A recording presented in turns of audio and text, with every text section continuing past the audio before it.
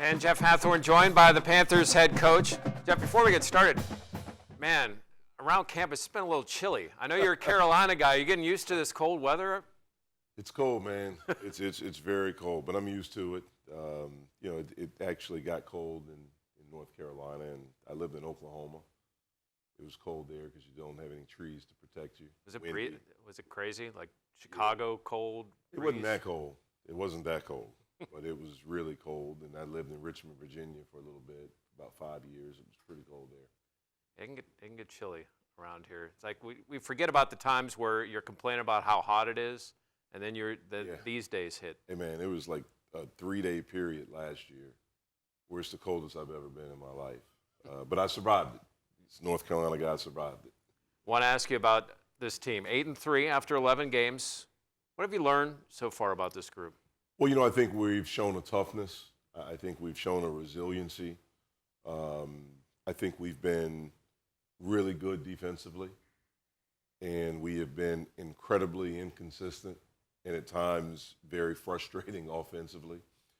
But even with that, we've managed against, I think, a tough schedule to be 8-3. So we've done some really good things. I'm proud of our group. I'm proud of where we are right now. I think we've had one bad game where we did not play well and we couldn't get out of it, and that was Nicholls State, and they're pretty good. I think we had one really bad half against West Virginia where we just could not score, and that affected everything. But other than that, I think we've done some really good things against a team, Louisville, that was number 1 in the country at the time with 8 minutes and 44 seconds. It's a 5-point game, and we have a lot of momentum. And then there was a couple of plays in there that just changed the momentum. And that's where we have to grow up. We have to be able to get past that. We want to play with emotion, but we can't be too emotional. And so I think we've done some good things. I like where we are. Hopefully we can close out things heading into Christmas and come back refreshed and rejuvenated, ready for one more non-conference game and then ACC play. All right, you mentioned those spurts. When you're showing guys tape, how do you try to teach them to take that little segment and stretch it out to a longer period of time? Yeah, no, that's a great question, and obviously we haven't had much success with it yet. It's one of the things I thought from last year, and I thought this is how we have to make a jump, is can we become consistent? Last year we showed signs, but we weren't consistent. I think we've been consistent with our defense this year. I think that has been consistent. What we have to do is get better offensively. We need to get better individually, and then we need to get better collectively. I think individually will help us get better collectively. We have to move the ball a little bit more. We have to screen. We have to understand how much we need each other. And then we have to make shots. It sounds simple, but usually it is that. We have to be able to put the ball in the basket. It's the Jeff Capel Show here on the Pitt Panthers radio network. And, you mentioned making shots, and I know you work on stuff like that. How do you build confidence when guys go through ups and downs? You want to try to encourage them. The thing we talk about is the quality of our shots. We want to get really good shots, and if we get really good shots, then we'll live with the result. If we're taking bad shots, I'll let them know if we're taking bad shots, and that's something that we don't want to do. Now, if it's the end of a shot clock or something like that, then sometimes it has to be forced. But we want to try to make sure we're getting good quality shots, and then just try to encourage them. We work on it every day. We shoot every day. We try to work on the game shots, the shots we think we'll get in the game. We just have to have the courage to step up and make them. Probably not in front of the guys, but as a staff, do you ever sit back and say, wow, this is still a really young team? Yeah. You have to, and how do you keep that as part of the equation? I do. Look, I know where we are as a program. I know we want to be really good right now, and we're trying every day to become that.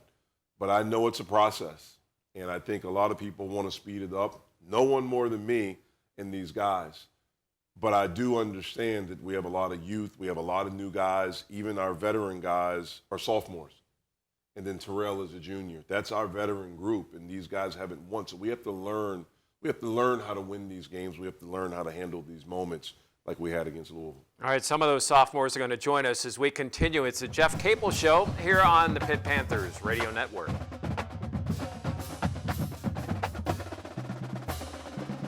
Welcome back to the Jeff Capel Show here on the Pitt Panthers Radio Network. And Jeff, it's National Football Letter of Intent Day yesterday, so I want to ask you a little bit about your class. You signed it earlier, but I know you've got some size and you much needed, and I'm sure you're anxious to get these guys in the fold. We are. You know, when I took this job, obviously, I understood all the things that were working against us, so to speak, in particular 0 for 18.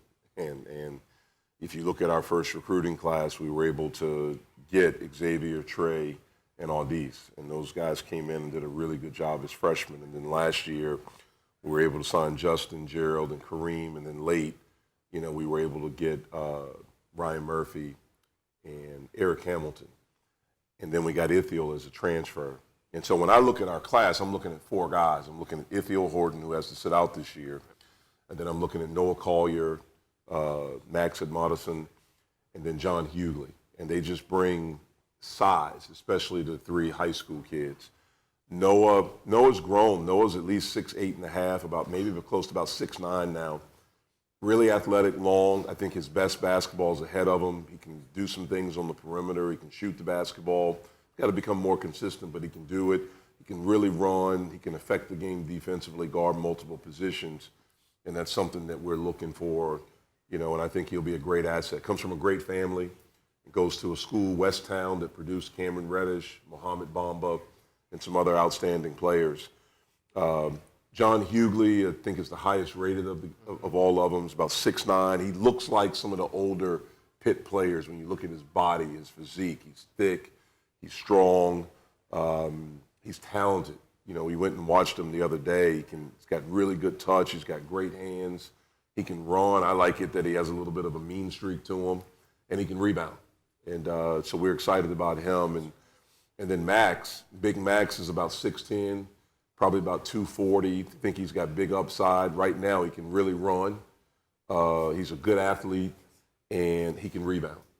And so we're excited about all 3 of them. When you come to a new place, how do you go about establishing relationships with coaches and parents and AAU coaches and all the influential people? Yeah, no, it's tough. And, you know, it's a great question. You know, we rely on experience. Like for me, when I was at Duke, when I was at Oklahoma as the head coach in VCU, I'm not sure I recruited north of Washington, D.C., of that area, Baltimore, that area. And so actually I had one kid from Philly. And so New York and these, you know, like the northern Connecticut, all these states with the prep schools, that's a little bit new for me. And so going out and trying to meet them, getting them to know me as a coach, not just me and my reputation as a player, but then just relying on relationships. I have 2 assistants, Tim O'Toole's from New York. Milan Brown used to be the head coach at Holy Cross. And so he was up in that area, has developed relationships. And so we rely on that. Obviously in the South, I know a lot of contacts there. And so just trying to get out and get to know people. Jeff Capel Radio Show here on the Pitt Panthers Radio Network. As we continue, we'll be joined by some of Jeff's players right here on the Pitt Panthers Radio Network.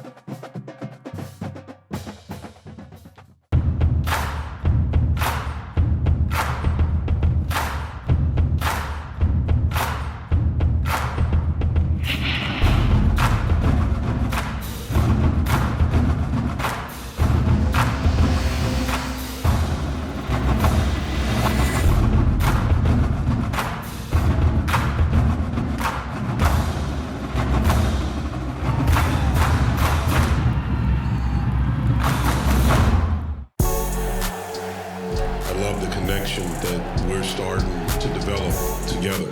X-Man drives all the way in. Jam by Brown. Audis Tony, 15-footer is good. McGowan's goes in for the jam. Wow! And the place is on fire. We have to fight for it, we have to want it, and we have to go take it. That's our focus right now. We're going to be good. Trust me on that. Welcome back to the Jeff Capel Radio Show. Jeff Hathorn with the head coach Jeff Capel, and we're joined by Xavier Johnson, the 6'3" sophomore out of Woodbridge, Virginia. And I'd asked Coach about the season. How do you think the season is progressing, and how are you guys starting to mesh as a group? It's progressing fast. The team, I think, we're starting to come together more and more as we get go on in the season. We're building a good chemistry with each other. I would say that. How do you do that? Does that just happen organically? Do you try to make sure that you include guys in different things off the court? I think it comes by like us being together more and more and more. I think that's what gains trust and confidence in each other. Is it also like you can joke around? I imagine you guys do a little bit of that as Jeff reacts. Yeah, it's a lot of joking around. Yeah. I would say the main person is probably Deese. He starts it, and then everybody just starts going on and on. Now, is Audis the guy who starts it, but then he kind of slides into the background and other people take the heat? Yeah, he'll do that, and then Kenna will probably gas it up a little bit in the back. Audis definitely starts it. There's no question about that. So Audis is like the younger brother that kind of starts something, and then the older brother's like, wait a minute. Yeah. Give us an idea of what it's like. You guys are in there in the room without Coach. What's it like in there? What are you guys discussing? What's the mood like in there? I mean, it'll be happy. It'll be down. We're always encouraging each other. We'll go get on each other now. Dudes try to take each other's head off at some point, but I mean, after that, they ended up being good teammates, and they find each other. I'll tell you what, as a former player, that's the best part.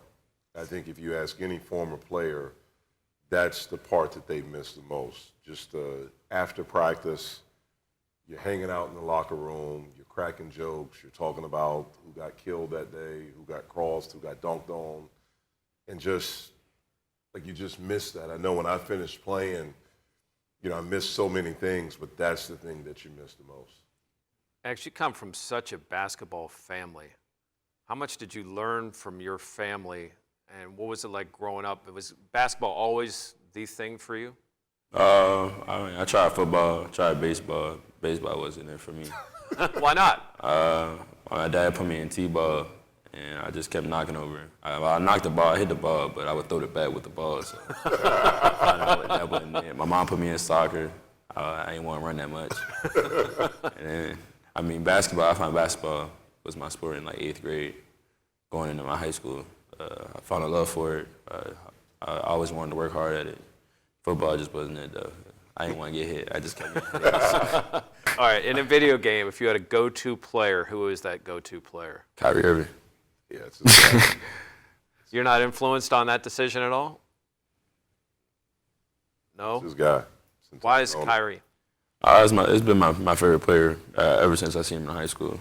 Do you watch him and think and try to do things? Or like there are things about his game that you study? I mean, there are things about his game I study, but I don't try to do the same thing as him because I'm gonna be my own self. But I just take some stuff away from his game and just put it in my game. So you get asked by media guys like me, like, who do you model your game after and things like that. So what is the line between watching somebody and studying them and yet still trying to be yourself? I mean, by just watching somebody, I mean, I honestly don't even watch. I watch him a lot, but I watch myself more because, I mean, you learn stuff from watching yourself more than watching other players because you're the one actually making the reads, and I can see how fast I am and just how I'm playing. Are you to the point now where you kind of know what it's going to look like on film, or are you still surprised by some of the things you see? I would say You should see Jeff's face right now. I'll be surprised by some of the stuff I really make. When I find myself, when I speed myself up, just making bad plays, just head scratches, and I gotta stop. I know I gotta stop some of those plays though. Most guys are surprised when they see themselves. I think every player knows when you're not playing well, but there are times during a game, and I know I was like this as a player, where a coach can say something like, "Hey, you got to see this," or I see it. Or a ref calls, I didn't do this, I didn't do it. And then you watch tape and it's like, wow, I can't believe I look like that. And what the really good player learns is that you don't want to look like that. So you want to see yourself because you don't want to look like that. You want to see yourself in a positive light. And that's why it's good that he studies himself. I think that was a great answer. because that's what the really good guys learn how to do. A really good player never wants to look bad, and it's important to study yourself so you don't look bad. Congratulations on the start of the season. Best of luck tomorrow night, and happy holidays to you and your family. Thank you, too. All right, Xavier Johnson. We're going to be joined by Trey McGowan. Audi's Tony's yet to join us here on Jeff Capel's radio show here on the Pitt Panthers Radio Network. And welcome back to the Peterson Events Center on the Jeff Capel Show here on the Pitt Panthers Radio Network. We are joined by Audi's Tony. And Audi's, I'm going to ask you the same question I started with X and just ask you your thoughts on the year, 8-3 at this point in the season.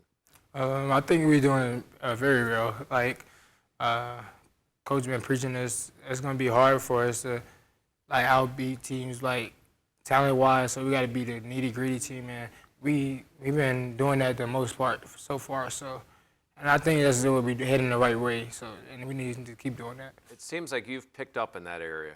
Is that true? Yes, sir. I just have to do what I got to do just to get my team involved and whatever to do to get a win. So that's what I do. Do you look at yourself in those situations as leading? Like, I'm going to go out there and lead by, I'm going to hustle, I'm going to get on the floor, I'm going to do whatever it takes? Yes, sir. That's what Coach has been preaching. We need leaders on the team.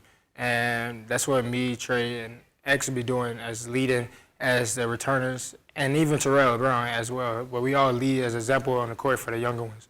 You know, Deese has really picked up his talk as of late, and I think it's really helped our team, and I think it's helped him. I think he's played very, very well here recently, and look forward to him continuing to get better. Jeff, what are some of the little things that Audi's does that maybe the casual fan wouldn't notice? Well, I think it's a lot. I think it's a lot to me, and it's the ultimate compliment. I think he's like the perfect glue guy. And what I mean is that he does a little bit of everything. He normally defends one of, if not the other team's best player, regardless of position. So one of the things with him, because of his toughness and his competitiveness and his strength, he can guard bigger guys so that he rebounds the basketball. You know, he's a better offensive player than he's shown. I think he gets down on himself, and if he misses something early that he knows he can make, he gets down and maybe he puts a little bit of pressure. I think these guys, at times, I think they want to do well so bad. And if they're not, they get down on themselves and it affects them. And what we've tried to talk about is next play mentality. Like, you're not going to be perfect. There's never been a perfect player. But do what you do. Embrace what you do. Love what you do. And do it really, really well. And he's starting to do that. I mean, we don't win that tournament down in Florida without him. And I think he's only going to continue to get better because I think his offense will start to come around. Audis, you've always been a guy that, like, hey, I'm going to take their best player and try to shut them down? Yes, sir. I've always been like that. Ever since I was little, I've always been competitive. I have older brothers, so, like, it's just been, like, built in me. Like, I always got to play the best player or I got to do this to win this game. So, like, that's what I just feed off of. All right, who's tougher in practice, you or Hamilton?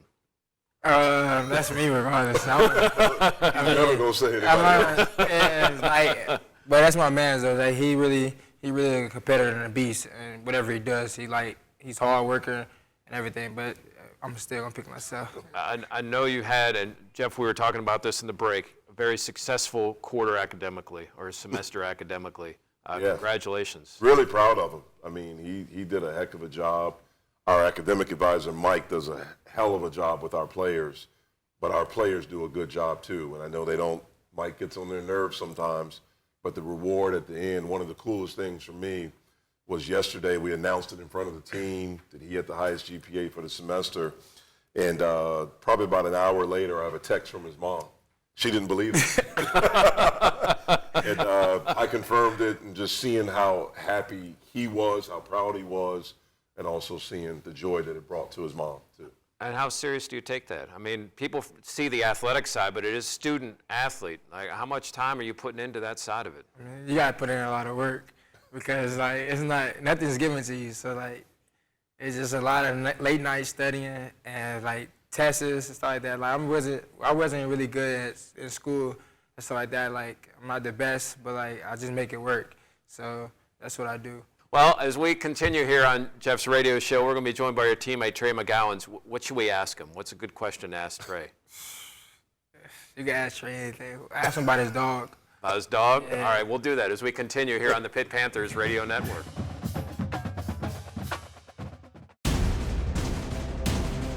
ready? Yes, sir. Play with the chip on your shoulder. My chip is down. I'm all in. Are you all in?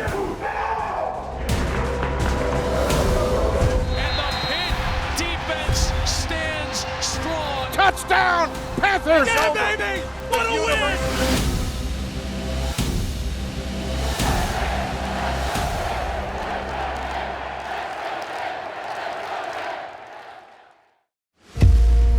Listen up, team.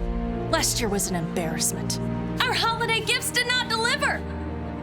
We got tears, grimaces. We got the whole internet making fun of my husband's face. Who wants avocado toast? Not now, Derek. Not now! This year, we're gonna raise our gift game! Hail to Pitt! Can I look in here? Welcome back to the Jeff Capel Radio Show here on the Pitt Panthers Radio Network. We are joined by sophomore Trey McGowans from the South. You like these teen temperatures? No, sir, I don't. You're coming off 18 points in your last game, and your scoring has picked up here over the last few games. What's been key for you in getting that part of the game going? Just losing myself in the team. That's a big thing. Coach Capel stresses just lose yourself in the team because everything else will take care of itself after that. What does that mean, Jeff? What it means, I think at times, you heard me say earlier, these guys want to do well so bad. And at times you can put pressure on yourself. And when you get lost in the game, get lost in the team, you're worried about the team. And one of the things I talk to these guys about a lot is talking when you're on the court, talking defensively, talking offensively. When you do that, normally you're not thinking about you. You're thinking about the team. And if you're thinking about the team, your natural talent will take over. And he is very talented. And one of my favorite things about our last game, Northern Illinois, is seeing him smile again, seeing him have fun. He was under control. He was composed. Look, he's been our leading scorer basically all year. And I think he's played well, at times really well. The thing we're trying to get him to do is to be really good all the time and get that consistency. These guys are still young. They're just sophomores. And so getting them to understand that for him and X especially, it's different because they come into this season now with expectations. And people are gearing for him. And that's a different thing to prepare for. And I think he's done a good job. I think, like you said, he's getting better and better, and we're excited about where he's going to go. Trey, how much of what you do offensively is triggered by your defense? Oh, man, I like to say everything. Defense is something that I just enjoyed since I was little. I don't know, it just creates offense, whether it's for the team or for me, just getting out, just energy. When you get, all right, when you get and you know you're on a fast break and you're heading down towards the foul line, like what's going through your mind? Like, do you have different dunk options? Like, how are you going? How are you playing that in your head? I'm playing it safe. I'm just Good answer. Basic one hand or basic two hand. Your dad was a heck of an athlete. I mean, basketball and football in college. I mean, what did you learn from your pop, and what are some of the attributes that you think you have from him? I guess just playing both sports. I didn't really have an option growing up. He made me play both until I got my first offer. Then I could choose from there. But, just seeing how hard he worked. What kind of football player were you? I was actually pretty good at football. Yeah? And then I got offered. Receiver, right? Yes, sir. Receiver and safety. And then I got offered 10th grade year. And then my dad was like, now you can choose whatever you want to do. And then so I just gave up football. You could see him being a really good receiver. Yeah. I could see that. Yeah, absolutely. Do you miss it? Yes, sir. It's just, once playoff time came, it was fun. But it was just so cold. And when you're getting hit, your hands cold. There's a trend here with football and getting hit. Getting hit, man. You can get hit on the court, but they can't hit you like they do in football. Best of luck. Thank you. I wish you happy holidays to you and your family, and thanks for joining us. Thank you for having me. Trey. Yes, Trey McGowan's joining us. We'll have more of the Jeff Capel Radio Show here on the Pitt Panthers Radio Network. Jeff Hathorn here with the head coach of the Pitt Panthers, Jeff Capel. It is Christmas time. Absolutely. What's that like around your household right now? It's exciting. I have 3 young kids, 12, 10, and 7. And so it's really, really exciting to get to spend time with them and to see their excitement, but also try to teach them about what Christmas means. It's not just getting, it's giving, it's showing appreciation, it's love, and all those different things. But it's very, very exciting. Now, were you and Jason were you angels? Never fought, never wanted each other's gifts? Nah, man, we fought all the time. It's interesting. We fought up until I left to go to college, and then I went to college and I missed him. And so we were always close because he was always big for his age. So when I got to high school, when Jason was in the summer going to his 7th grade year, after 6th grade, he was 6'6". And so he was always with me and my friends because he was so big. And so we've been close ever since.